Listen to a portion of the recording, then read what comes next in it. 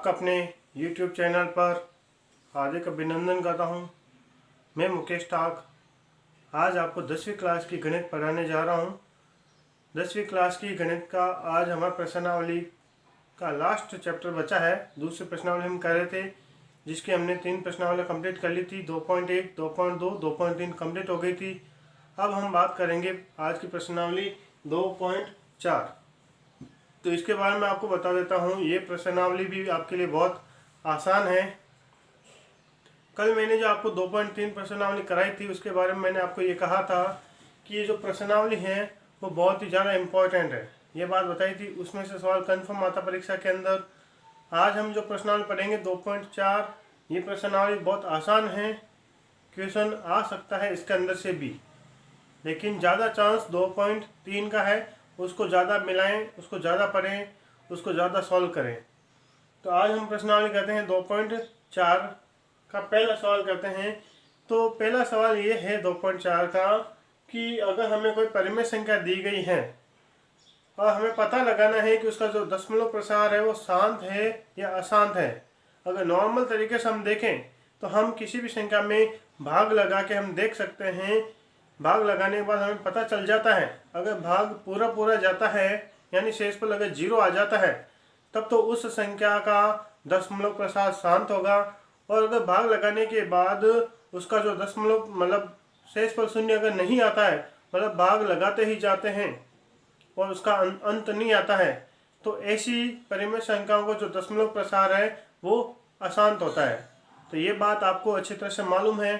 तो ये अपने को पता कैसे चलेगा, जब हम भाग लगाएंगे तब पता चलेगा। लेकिन आपकी प्रश्नावली का जो पहला सवाल है इसमें ये स्पष्ट दिया हुआ है कि बिना भाग की प्रक्रिया किए बिना आप ये बताइए कि इस परिमेय संख्या का दशमलव प्रसार शांत है या अशांत है, ये अपने को बताना है। तो मतलब भाग लगाना तो है ही नहीं, बिल्कुल भी भाग नहीं लगाना अपने को। बिना भाग लगाए अपन कैसे बता सकते हैं, ये अपन आज सीखने वाले हैं। तो देखिए आज हम पहला सवाल करने जा रहे हैं। पहला सवाल है, बताइए कि निम्न परिमेय संख्याओं के दशमलव प्रसार शांत है या अशांत, ये अपने को बताना है। तो जैसे पहला सवाल आपके सामने लिखा है 15/600, ये लिखा हुआ है 15/1600 लिखा हुआ है, सॉरी। तो देखो अपने को क्या करना है, ये भिन्न है, इसको बोलते हैं भिन्न। और अपने को मालूम है कि ऊपर वाली संख्याओं को अंश बोलते हैं और नीचे वाली संख्याओं को हर बोलते हैं। ये बात आपको अच्छी तरह से मालूम है, छोटी क्लासों में आपने ये बात पढ़ी होगी। अब हम देखते हैं कि मतलब जो 1600 है, जो हर है 1600, इसका अभाज्य गुणनखंड करेंगे। तो अभाज्य गुणनखंड करना मैंने आपको पिछले वीडियो के अंदर बताया था कि अभाज्य गुणनखंड कैसे करते हैं, ठीक है ना। तो मतलब 2.3 के बारे में जब हम महसप पर लसप पर ज्ञात कर रहे थे उस टाइम मैंने आपको बताया था कि अभाज्य गुणनखंड कैसे ज्ञात करते हैं।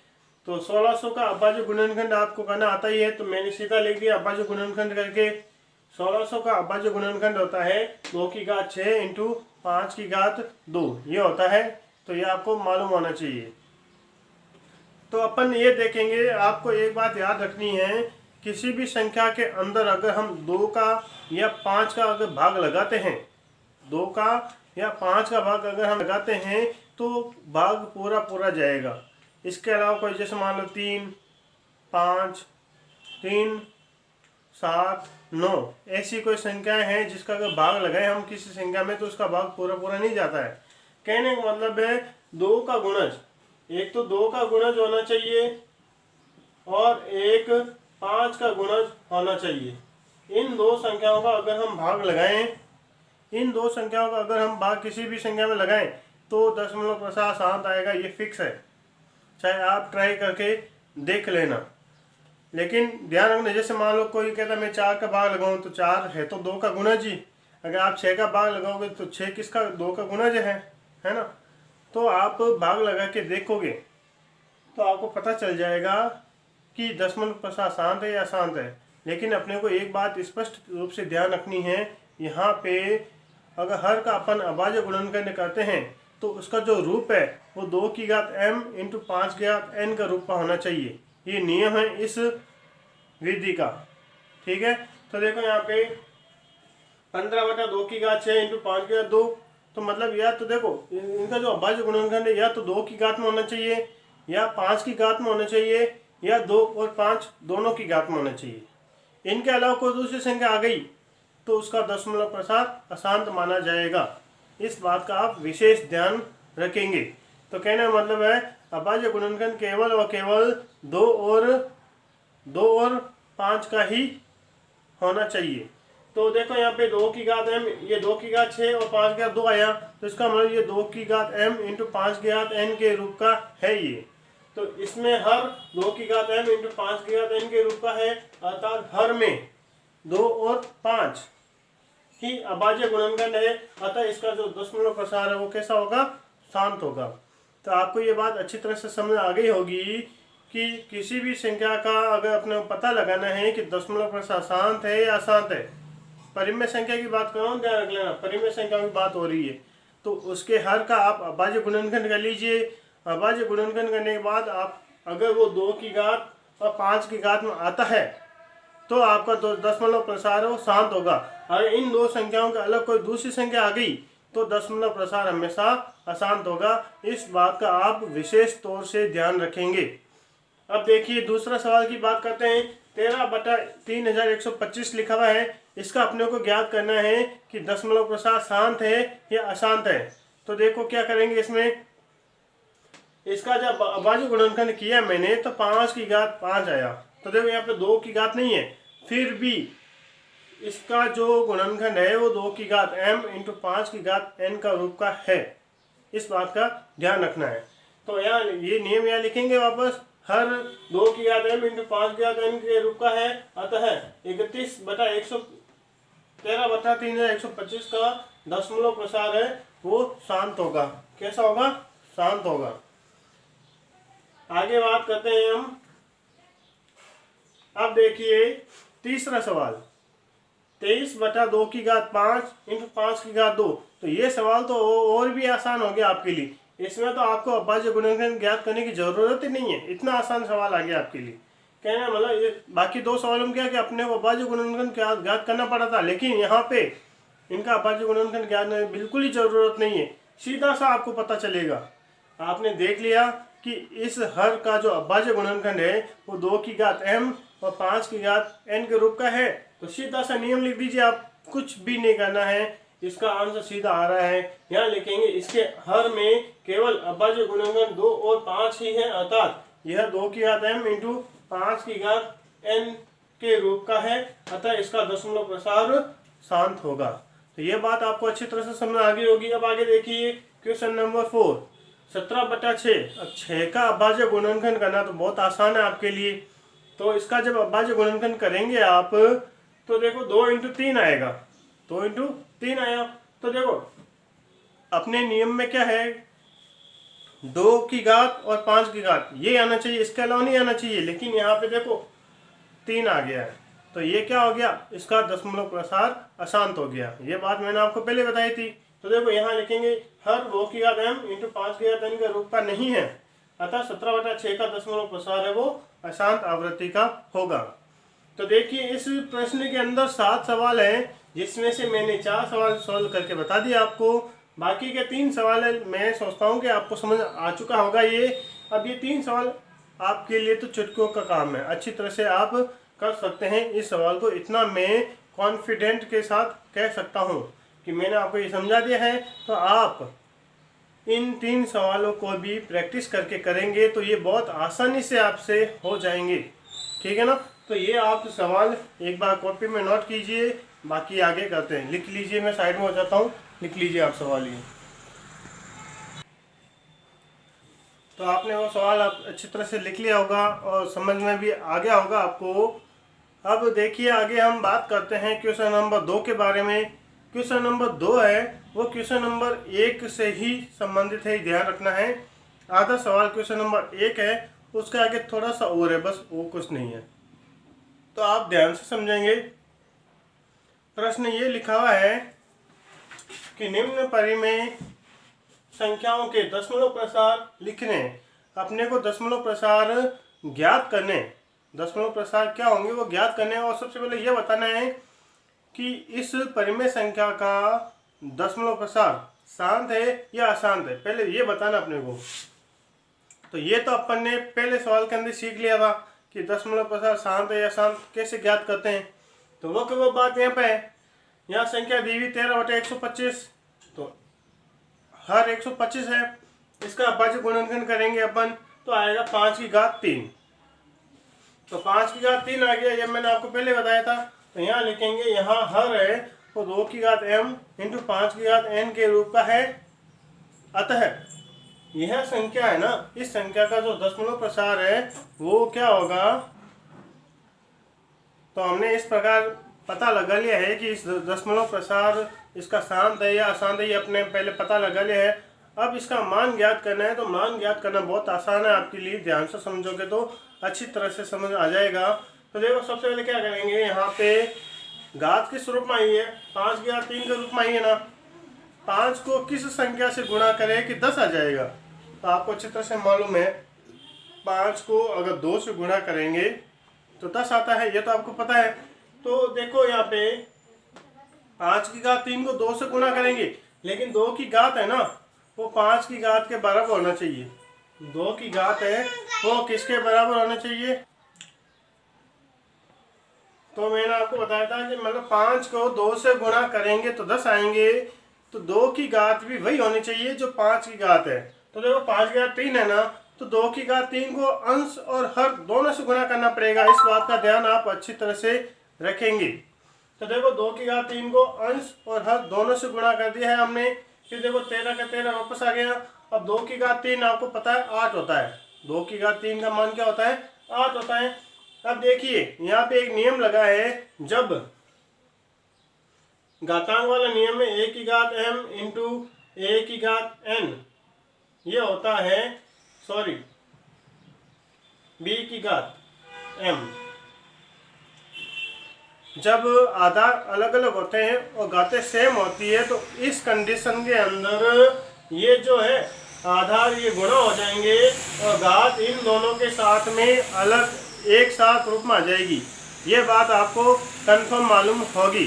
तो देखो यहाँ पे हमने क्या किया, आधारों को गुणा कर दिया, यानी 5 को 2 से गुणा किया तो 10 आ गए, और ये घात जो 3 है ना अलग अलग थी वो एक साथ लिख दी अपन ने। यहाँ तक आपको समझ आ गया होगा। अब 13 को जब 8 से गुणा किया तो 104 आ गए यहाँ पे, और 10 की घात 3 यानी 10 को 3 बार लिख के गुणा करेंगे, यानी ऐसे लिखेंगे यहाँ पे 10 इंटू 10 इंटू 10 लिखेंगे तो 1000 आएगा, गुणा करेंगे तब ये आएगा। तो देखो अब 10 की घात में जो भी संख्या होती है उसका भाग लगाना बहुत आसान है, बहुत ही सिंपल है। चाहे 10 हो, चाहे 100 हो, चाहे 1000 हो, 10 लाख हो, चाहे कितने भी हो, आप तो सिर्फ ये बात ध्यान रखो कि उस संख्या में जीरो की संख्या कितनी है, जीरो कितने हैं, ये आपको ध्यान रखना है। तो देखो यहाँ पे जीरो कितने हैं, 3 जीरो हैं। तो कहने मतलब अंश में जो संख्या है उसमें पीछे से 3 अंक छोड़ के अपने को पॉइंट लगाना है, दशमलव लगा देना है। तो देखो यहाँ पे कितने 104 है ना, 104 में 3 अंक छोड़ेंगे तो देखो ये 3 अंक छोड़ दिए, पीछे कोई संख्या नहीं है तो जीरो लगा के फिर अपने को पॉइंट लगा देना है। इस प्रकार अपना जो इस सवाल का आंसर आएगा 13/125। ये इसका प्रसार शांत है या अशांत है अपन ने पहले ज्ञात कर लिया, अब इसका दशमलव प्रसार अपने को ज्ञात करना था। तो देखो दशमलव प्रसार ये आएगा, आता है 13/125 का दशमलव प्रसार 0.104। एक बात याद रखना, पॉइंट के बाद में जितनी भी संख्या होती है उनको अलग अलग बोला जाता है। कई बच्चे इसको बोलते थे 0.104, जो कि सरासर गलत है। इसको ऐसे बोलेंगे 0.104 ऐसा बोलेंगे, इस बात का अवश्य रूप से ध्यान रखेंगे। तो ये आपको सवाल समझ में आ गया होगा, ये सवाल लिख लीजिए, तब तक बाद में और कराते हैं। ये सवाल लिख लीजिए आप।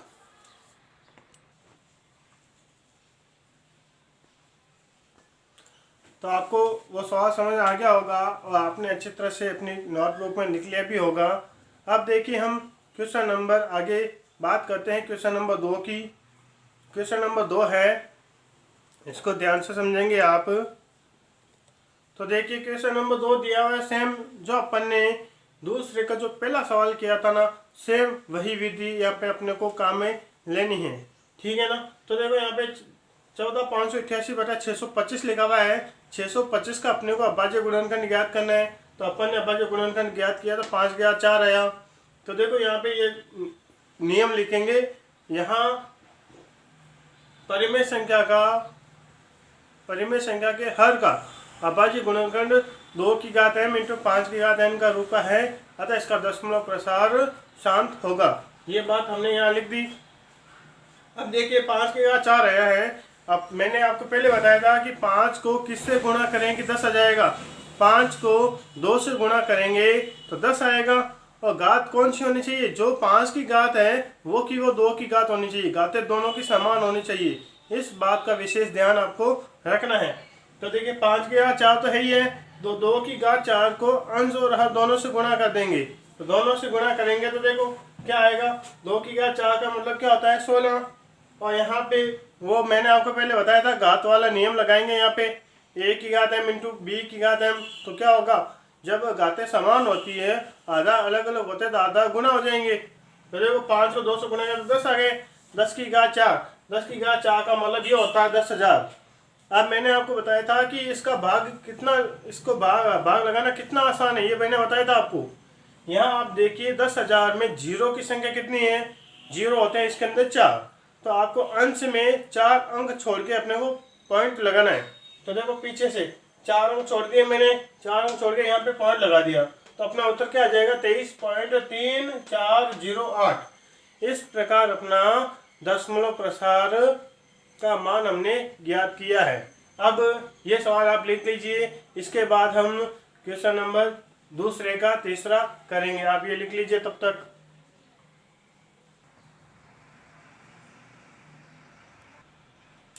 तो आपने दूसरे का दूसरा सवाल अच्छी तरह से समझ लिया है, उसको अपने रजिस्टर में आपने नोट कर लिया होगा। अब हम बात करेंगे क्वेश्चन नंबर दूसरे का तीसरा सवाल, उसकी बात कर लेते हैं। ये सवाल इम्पोर्टेंट है आपके लिए क्योंकि ये थोड़ा सा अलग विधि का, विधि पूरी सेम है, 99% सेम है, सिर्फ थोड़ा सा बदलाव है इसके अंदर, इसलिए ये सवाल वेरी इंपॉर्टेंट है आपके लिए, ध्यान से समझेंगे आप। तो देखिए पूरी की पूरी विधि पिछले वाले सवालों की जैसी है, थोड़ा सा अंतर है, वो देख लीजिए क्या अंतर है इसके अंदर। तो देखिए यहाँ 49/500 लिखे हुए हैं। 500 का अपन ने अभाज्य गुणनखंड ज्ञात किया तो आए 2 की घात 2 इंटू 5 की घात 3 आया। तो देखो इसके अंदर 2 भी है और 5 भी है, इसके गुणनखंड कितने 2 भी है और 5 भी है। लेकिन देख लीजिए आप, इसके अंदर है ना जो घातें वो अलग अलग है। इसकी घात 2 की घात 2 है और 5 की घात 3 है, अलग अलग घातें हैं। तो यहाँ ध्यान से समझना है। तो अपने को मालूम होना चाहिए कि अंश और हर अंश को किस संख्या से गुणा करना अपने को। तो देखो यहाँ पे 5 की घात 3 है, पहले ये नियम लिख लेंगे अपन। यहाँ हर 2 की घात m इंटू 5 की घात n के रूप का है, अतः 49/500 का जो दशमलव प्रसार है वो शांत है। ये बात तो फिक्स है, ये अपन ने लिख दी। अब ध्यान रखने वाली बात यहाँ पे है, यहाँ पे देखिए 5 की घात 3 है और 2 की घात 2 है। यहाँ पे 2 की घात कम पड़ रही है, 2 की 1 है ना, घात कम पड़ रही है। तो क्या करेंगे अपन, अंश और हर दोनों को 2 की घात 1 से गुणा करेंगे। किससे गुणा करेंगे? 2 की घात 1 से अंश और हर को हम गुणा करेंगे। तो देखो गुणा करेंगे क्या आएगा, 2 की घात 1, 2 की घात 1, अंश और हर दोनों को गुणा कर दिया। यहाँ आ गया 49 इंटू 2 की घात 1 का मतलब 2 ही होता है। अब यहाँ देखो अब देखो यहाँ पे 2 की घात 1, 2 की घात 2, ये है ना। तो जब आधा सेम होते हैं और घातें अलग अलग होती है तो वो क्या हो जाएगी, आपस में घातें जुड़ जाती है। ऐसा नियम है, घातांक का नियम है। घातांक का नियम है a की घात m इंटू बी की घात m होती है। तो क्या हो जाएगा, इसमें a की घात n होता है तो इसमें घातें हैं वो जुड़ जाती है, a की घात m प्लस n। ये वाला नियम है वो यहाँ पे लगाया है, घातें जुड़ेगी। यहाँ पे ध्यान रखने वाली बात है ये। तो देखो घातें जुड़ेगी तो 2 की घात 3 और 5 की घात 3 हो गया, घातें समान हो गई। फिर देखो 49 को 2 से गुणा किया तो आएंगे 98। और यहाँ पे देखो घातें जब सेम होती है तो आधार भी गुणा हो जाते हैं। तो 2 को 5 से गुणा किया तो 10 आ गए। तो 10 की घात 3 मतलब 1000 होता है। अब 98 में 1000 का भाग लगाएंगे तो देखो 0.098 ये अपना उत्तर आएगा। तो अपना आंसर आएगा 0.098। तो ये सवाल आपके लिए वेरी इंपॉर्टेंट है। क्यों है? क्योंकि यहाँ पे थोड़ा सा बदलाव था इस सवाल के अंदर, इसलिए ये सवाल वेरी इंपॉर्टेंट बना है। तो ये मैं साइड में हो जाता हूँ, आप इस सवाल को अच्छी तरह से लिख लीजिए, फिर आगे अपन सॉल्व करेंगे। लिख लीजिए आप ये सवाल अच्छी तरह से। तो आपने वो पहले वाला प्रश्न अच्छी तरह से लिख लिया होगा अपनी नोटबुक के अंदर। अब हम आगे शुरुआत करते हैं क्वेश्चन नंबर 3 के बारे में। क्वेश्चन नंबर 3 है, उसमें आपको कुछ संख्याएं दी गई है दशमलव प्रसार के अंदर। आपको ये बताना है कि वो संख्या, उस संख्या का दशमलव प्रसार शांत है या अशांत है, और ये भी बताना है कि वो संख्या परिमेय संख्या है या नहीं है। अगर परिमेय संख्या है वो, तो उसके जो हर के जो गुणनखंड है वो क्या होंगे, ये भी अपने को पता लगाना है। तो आप क्वेश्चन नंबर 3 को ध्यान से समझेंगे, बहुत आसान है ये भी।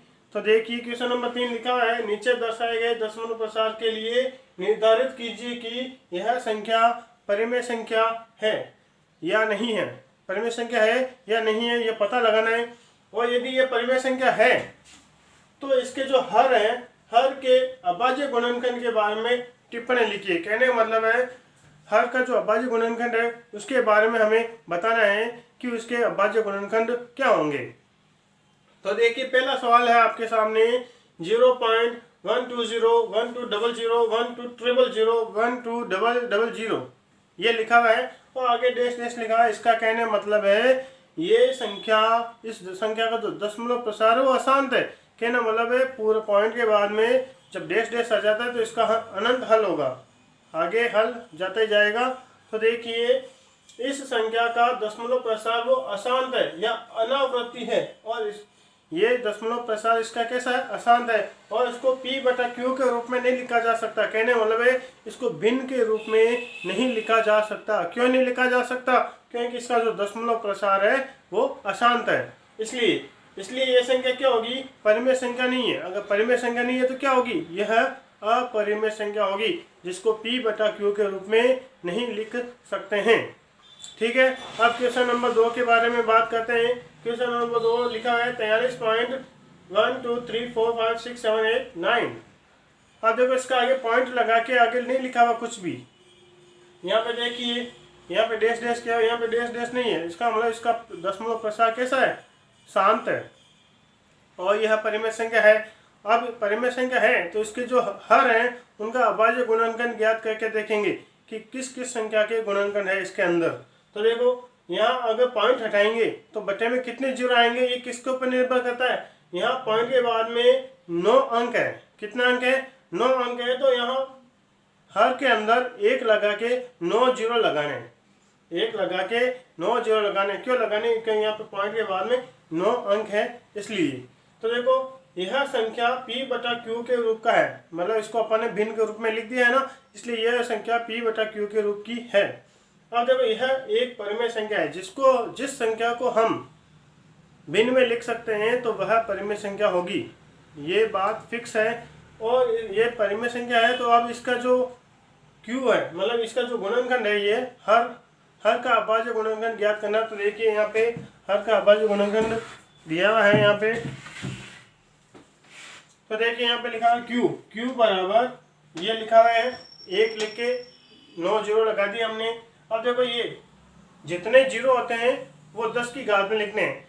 अगर 1 जीरो तो 10 की घात 1 रहेगा, 2 जीरो है, अगर 100 है तो 10 की घात 2 होगा, अगर 1000 है तो 10 की घात 3 होगा। इस बात का ध्यान रखना है। तो इसको 10 की घात में लिखेंगे और घात कितने लगाएंगे, जितने जीरो हैं उतनी घात अपने को यहाँ पे लगानी है। इस बात को आप ध्यान से समझेंगे। तो देखिए यहाँ पे 10 के गुणनखंड करेंगे तो 2 × 5 आएंगे, 2 × 5 की घात 9 हो गया। अब जब ब्रैकेट खोलेंगे तो घात अलग अलग संख्याओं के ऊपर निर्धारित हो जाएगी। तो यहाँ पे 2 की घात 9 और 5 की घात 9 हो गया। अतः Q के अभाज्य गुणनखंड 2 और 5 दोनों हैं, इसलिए यह एक शांत दशमलव प्रसार की संख्या है। इस प्रकार हमारा ये सवाल कंप्लीट हुआ है। अब एक सवाल और बचा है, तीसरा सवाल है। पहले ये दोनों सवाल आप अच्छी तरह से लिख लीजिए, फिर आगे कराते हैं। ये सवाल आप अच्छी तरह से लिख लीजिए। तो आपने वो सवाल अच्छी तरह से लिख लिया होगा और अच्छी तरह से समझ भी लिया होगा और समझ आ गया होगा आपको। अगर आपको कोई सवाल समझ आ जाता है तो आप उस सवाल को बिना देखे रफ कॉपी में सॉल्व करने की कोशिश कीजिए, ताकि आपको पता चलेगा कि आपको सवाल कितना समझ आया है और कहाँ आप अटक रहे हैं। और सबसे बड़ी बात तो यह है कि इस सवाल को आप जितनी ज़्यादा बार मिलाएंगे उतना ज़्यादा आपको फ़ायदा मिलेगा। अब देखिए क्वेश्चन नंबर 3 का तीसरा सवाल करते हैं। तीसरे सवाल के अंदर देखिए 27.142857 के ऊपर बार है, बार यानी लाइन है ऊपर। इसका मतलब क्या है? इसका मतलब है ये जो संख्या है, 6 संख्या हैं, इनकी बार बार पुनरावृत्ति हो रही है। देखो यहाँ पे लिखा मैंने 14, 28, 57 की बार बार पुनरावृत्ति हो रही है, तो बार बार पुनरावृत्ति करके डेश डेश लगा दिया। तो कहने का मतलब है यह संख्या है ना, ये जो संख्या है, इस संख्या का दशमलव प्रसार वो अशांत है, ये तो फिक्स है। और सबसे बड़ी खास बात ये, इसको P/Q के रूप में लिखा जा सकता है। क्यों लिखा जा सकता है? क्योंकि ये जो सेम संख्या है ना, वो उसकी बार बार पुनरावृत्ति हो रही है। लेकिन अब इसी का जो पहला सवाल था वो भी सेम इसी की जैसी थी, लेकिन उसको P/Q के रूप में नहीं लिखा गया। क्यों नहीं लिखा गया? क्योंकि उसमें लगातार संख्याएं सेम नहीं आ रही थी। और यहाँ पे देखिए ये जो 6 संख्या है लगातार सेम आ रही है, ये संख्या देखो लगातार सेम आ रही है, इसलिए इसको इस संख्या का दशमलव प्रसार अशांत है, अनावृत्ति, और इसे P/Q के रूप में लिखा जा सकता है। अब जिस संख्या को हम P/Q के रूप में लिख सकते हैं वह संख्या परिमेय संख्या होगी। तो यहाँ पे देखो, यहाँ लिख दिया यह संख्या परिमेय संख्या है। अब इसके जो अभाज्य गुणनखंड Q के अभाज्य गुणनखंड की अगर बात करें तो इसके जो मान है वो 2 या 5 के अलावा भी हो सकते हैं। तो ज्ञात करने की आवश्यकता नहीं, अपने को यही पता लगाना है कि ये संख्या परिमेय संख्या है या नहीं है। तो ये पता चल गया अपने को परिमेय संख्या है। अब आगे देखिए, यह लिखेंगे Q के अभाज्य गुणनखंड 2 और 5 के अतिरिक्त और भी अभाज्य धन पूर्णांक संभव है, इसके और भी धन पूर्णांक हो सकते हैं इसके। अतः दी गई संख्या परिमेय संख्या है और Q के अभाज्य गुणनखंड 2 या 5 के अतिरिक्त भी यहाँ संभव है। तो इस प्रकार आज हमने ये प्रश्नावली 2.4 के साथ पूरी दूसरी प्रश्नावली पूरी कंप्लीट हो चुकी है। हमने YouTube पे पहली प्रश्नावली कंप्लीट कर ली है, दूसरी कर ली है। अब लगातार हम ऐसे तो कई इंपॉर्टेंट सवालों की वीडियो बना दी है मैंने 10th क्लास के बच्चों के लिए। जो सवाल इंपॉर्टेंट है, जैसे प्रायिकता की मैंने बना दी है, माध्य बहुलक की प्रश्नावली का वीडियो बना दिया मैंने, सड़क सुरक्षा का बना दिया है, ग्राफ के बना दिए हैं। तो ये आप अगर वीडियो आप देखेंगे तो आपको बहुत ज़्यादा फ़ायदा होने वाला है। अगर ये वीडियो देखेंगे तो आपके कम से कम 70% से ऊपर गणित के अंदर नंबर आ सकते हैं, ऐसी मैं गारंटी लेता हूँ।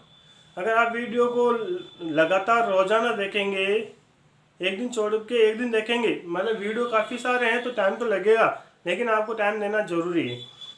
तो अगर आप वीडियो को बार बार देखेंगे तो मैं गारंटी लेता हूँ कि मेरी जो टेक्निक है पढ़ाने की वो बहुत शानदार है और आपको समझ में आ जाएगी, इतनी मैं गारंटी लेता हूँ।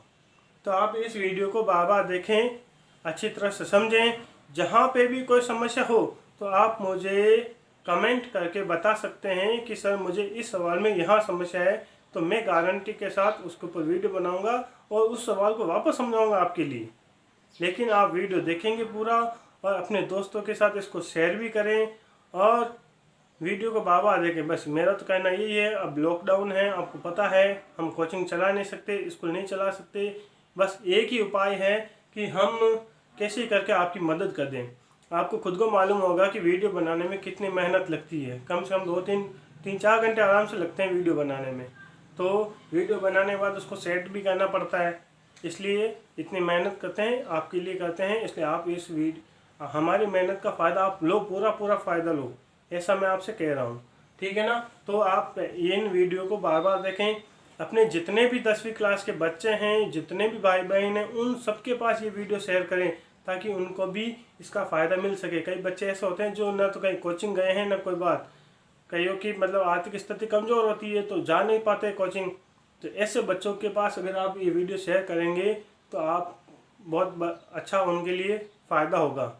तो अब मिलेंगे अगले वीडियो के अंदर। आपने वीडियो पूरा देखा, इसके लिए आपका बहुत बहुत धन्यवाद है। आप इस वीडियो को शेयर करें, वीडियो के देखने के बाद लाइक ज़रूर करें, कमेंट ज़रूर करें। अगर आपने चैनल को सब्सक्राइब नहीं किया तो सबसे पहले काम यही है आपका, चैनल को सब्सक्राइब करो, क्योंकि मैं वीडियो हमेशा बनाता हूँ और हमेशा अपलोड करता हूँ, तो उसकी सूचना आपके पास रोज़ाना आ जाए। इसलिए आप सब्सक्राइब के पास एक बटन है बेल आइकन, उसको भी ज़रूर दबाएं, ठीक है। अब मिलेंगे अगले वीडियो के अंदर, तब तक जय हिंद, जय Bharat. Thank you very much.